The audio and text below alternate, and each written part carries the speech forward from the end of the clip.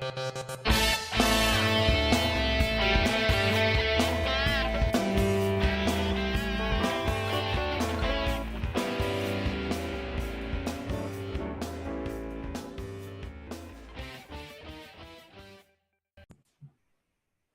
to TLG Video. Today we're going to talk on the subject of coaching.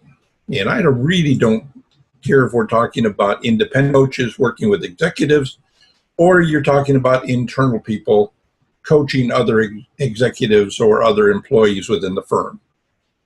It's often been said that one of the primary keys to human-centric organizations is having strong people at the top. If you have top-notch leaders in place, you'll be well-positioned to push your entire company to success. Great businesses always begin with good leadership. For many companies, however, this represents a unique challenge. It can be difficult to develop people into strong leaders so that they're prepared to take over those very top-level positions. CEOs and CFOs don't grow on trees.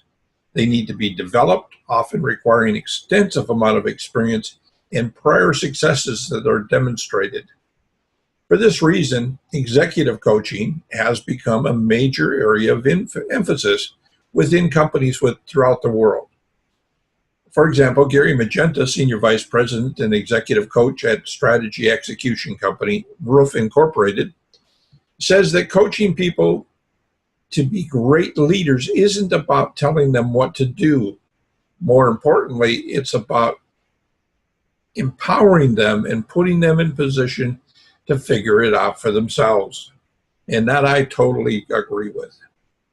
If you're new to the philosophy of coaching, you may need to make a shift from giving advice and providing answers, to asking powerful questions that allow your people to discover solutions for themselves. For example, when you are coaching an employee, even if you believe you have the best answers, don't just give answers or advice. Ask questions. Help your employees to reach their own conclusions.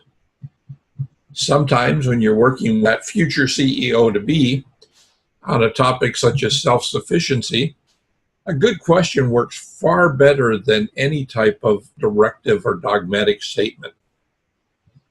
So here are those 4 keys that I use on a regular basis, and I recommend them to anyone in coaching, regardless of the level. The first is to find those powerful questions. A major component of executive coaching and all leadership coaching is understanding that questions are much more powerful than dogmatic statements and orders. When you come to a crossroads in a leadership situation, which is more impactful? Giving an order and saying, this is how you do this, or asking open-endedly, how would you handle it? The latter can initiate important conversations that can help leaders grow and expand their horizons beyond any level that you would have thought possible. The second is to offer unique observations. There are always times to inject your own opinions without making heavy-handed orders. However, I prefer to ask the client's permission to share my experience beforehand. Even then, I try to approach it in a very light and very diplomatic way. Rather than give your input by dogmatically saying you're wrong and then give a reason, you should instead lead in with, what would happen if you did this? Based on what I know, this is what should take place. This gently reminds the client or the one that you're working with to coach that you have some wisdom, you have some experience, and you have some expertise to offer without being too blunt. The third, always strive for clarity. When coaching any leaders, it's important to express your questions and opinions clearly and make sure that nothing is being overlooked.